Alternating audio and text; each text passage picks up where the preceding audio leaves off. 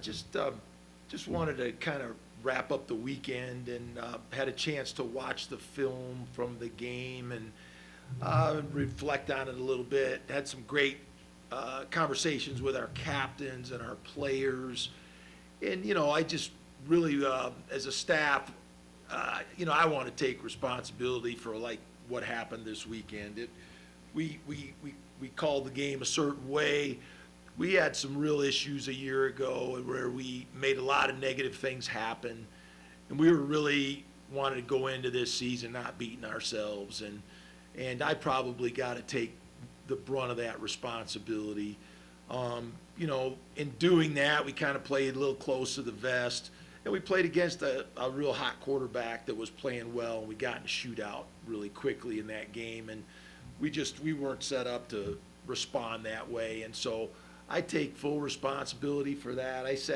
Had some great talks with Clay, and we gotta put ourselves in position to use our playmakers better. And we got really good players, Torrey and Dallin, and on offense, and our other receivers. I gotta do a better job getting them involved in the game early. Defensively, they outplayed us. They just outplayed us offensively, and you get into games like that where you play against somebody who's hot. We didn't handle it very well defensively as well, and just got done talking to Coach Banks, and I think we got a chance to reflect on this film. It's one game.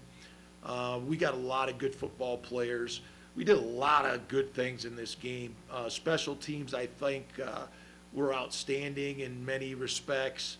We made all our field goals. Patty was excellent in net punt. I think he's really improved and settled down as a player. Really happy with Jordan Noyes, the way he kicked the ball off and the way he kicked field goals. And we've got two really dynamic return men in Torrey Horton and Kobe Johnson. I told Kobe in the hallway after the game, I said, I didn't know you were that fast. And he started laughing. But we're really fortunate. We got experience there. We only had one sack in the game, which was a big improvement from a year ago. We actually won the minus yardage plays, that category of the game. We didn't rush the ball as well as we wanted to, and neither team did in that game. And the difference was, the playmaking ability in the passing game, and so we gotta rectify that. But I'm, as I said after the game, I'm not discouraged. I'm really more, I feel better about the group of guys that we have and what we can accomplish. And so we're going to use this bye week to get better. We're going to have a little different practice schedule this week. We're going to practice in the evening because we have an 8 o'clock game in Boulder. And so just to get our guys used to practicing at night and playing at night, a later game, and to break the schedule up. We've done that in the past. It really is a good change up for everybody to practice at a later time and just start the day a little bit differently. So we'll let our kids get fresh and replenished and have a really good week of cleaning up some things, and then really get ready for game week next week. Well, you said you were shouldering the blame for this.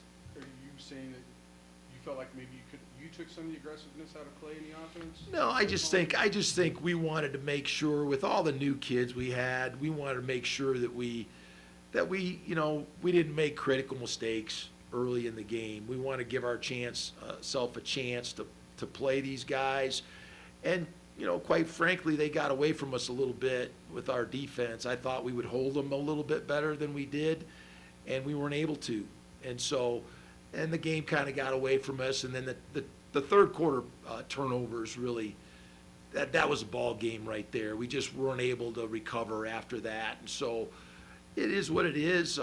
It's one game, that we can learn from, and we just got to be able to use our firepower a little bit better. And I told the guys I was kind of protecting them a little bit, and I was. And so, we got to call the game. We got to let our guys play, and we got to let our skilled players impact the game. And that's kind of how we got to move forward.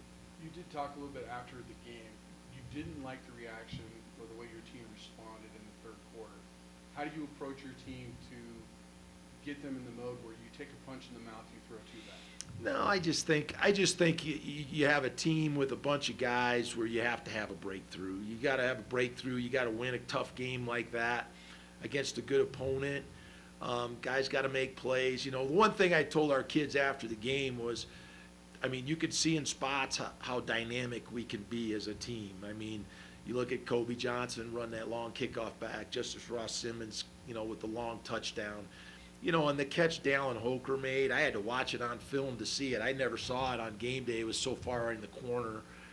And I didn't think there was any chance he'd catch that ball and be able to keep his feet in. And it just shows what kind of dynamic playmaker he can be. So, and then Braden's a backup quarterback. He comes in and moves us down the field and scores a couple times. And so it just shows the capability that we have, the big play ability that we have on this roster.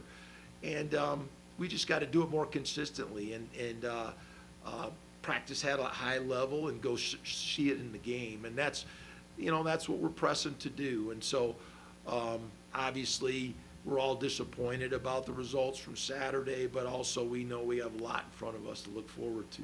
As you look at that game this last weekend, do you see anything new that you guys want to work on, or looking forward, is it just about refining kind of some of the stuff? Yeah, I mean, there's always things that we'll add every week that are new, and the extra week gives us a chance to work on a couple of those things. And so we'll absolutely look at some things, and then we'll also correct some things from the game that we didn't do very well. And so that's the beauty of having a bye week. Bye week is always an opportunity to go back and refine our football and to also look at a couple schemes that we think can help us against our next opponent.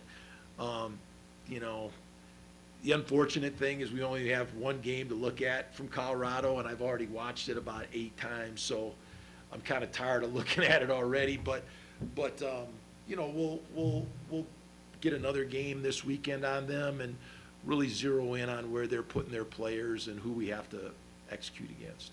Is there anything specific you're looking at? Yeah, everything. I mean, we're looking at everything, how they're playing their front, how they're playing their secondary guys, where their blitzes are coming from, how TCU tried to attack them last week.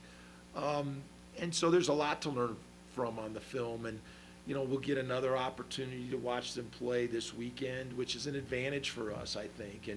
And also, it gives us some time to really continue to put our playmakers in place and give them confidence. You said, disappointed in how the game went, but not discouraged. Is that the vibe you've kind of got from the team as they came back from the weekend? I think our guys are amazing. We've got great leadership on this team, and yesterday's their day off, and I think everybody was in the building working out voluntarily. Just coming in to get their workout in so they don't have to do it later in the week.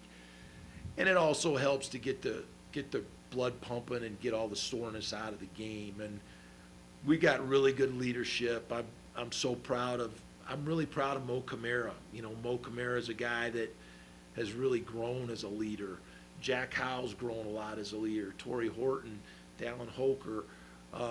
We have a lot of guys that are impacting that locker room and their teammates, and they showed a lot of leadership. I had a great meeting with them yesterday, talking about things that we need to do and how they need to handle their teammates moving forward.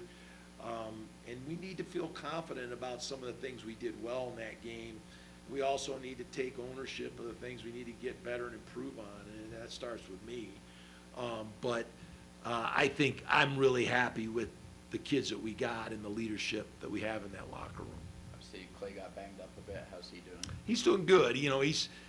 It's hard. When you're the quarterback, you take a lot of criticism when you don't play well, and Sundays are hard for those guys. We have a 24-hour rule where win or lose, you got to get it out of your system, and he's got to turn the page and move on. He's a really good player. We're going to need him for the rest of the year. I'm really proud of Braden. I think Braden came in and did some things. I think we got a couple guys that can play at a high level for us. And, you know, we got to play better at quarterback. I think that's obvious.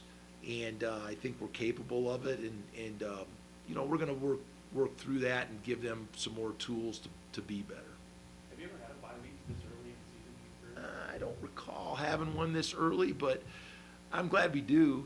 I really am. I'm glad we do. And you know, sometimes things happen and it's a blessing, and I just believe that that's the case, and we'll use it that way to help us prepare. And you know, and then we'll get ready for a long run. We'll play 11 straight weeks and get in a groove and play good. And I think it comes at a good time for us, to be honest with you. We've had a hard month of training camp.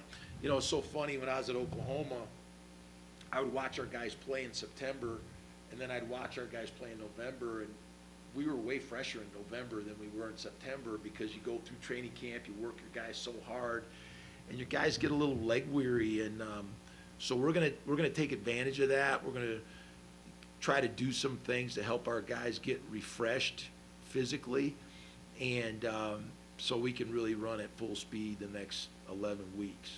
You mentioned kind of the running game, wanting to get that more involved. I mean, what kind of goes into that? Is that just, you know, being more creative with the play calls, or is it just kind of, you know, getting your guys in better spots? No, I think it's repetition, and I think it's guys just cleaning up their techniques and getting confident and moving people. You know, it's a challenge. You know, we like to move people in our run game. I mean, our run game is downhill and it's physical, and you know, we did that at times well, but overall, you know, the game kind of got away from us, and we had to throw the ball more, and hopefully we'll get a better mix of that. But I like our guys up front. I think they did a good job of protecting the quarterback.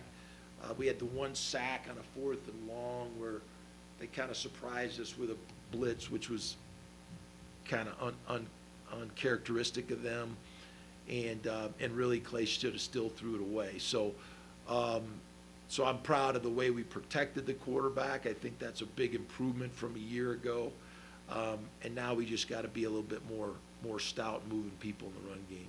8 o'clock games have long been the norm in the Mountain West. When did you develop your philosophy of practicing late at night to prepare for those games, and what benefits have you seen? Yeah, we've done it. We've really done it in Hawaii when we go play over there, and it's been beneficial.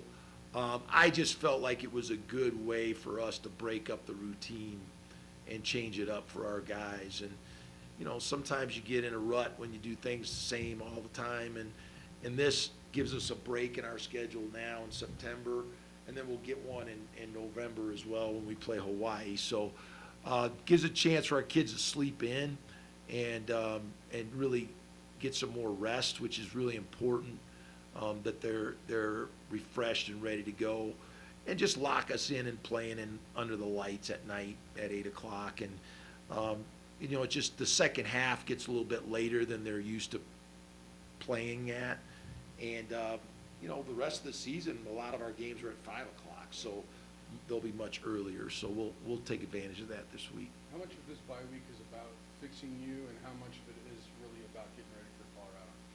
I think it's both. I think we have an opportunity to look at a couple things, and we'll prepare as much as we can for them. Like I said, we really only have one game on them. You know, we've been looking at Kent State film and Alabama film, and places some of these coaches have been from.